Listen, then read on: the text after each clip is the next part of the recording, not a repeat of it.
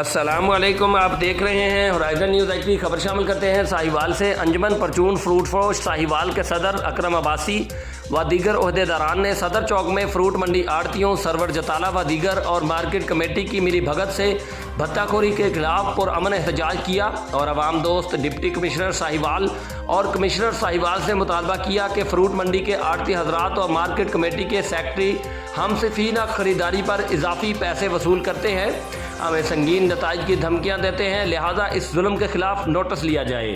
Report महबूब चौधरी, सरपरस्त आला, horizon news H D.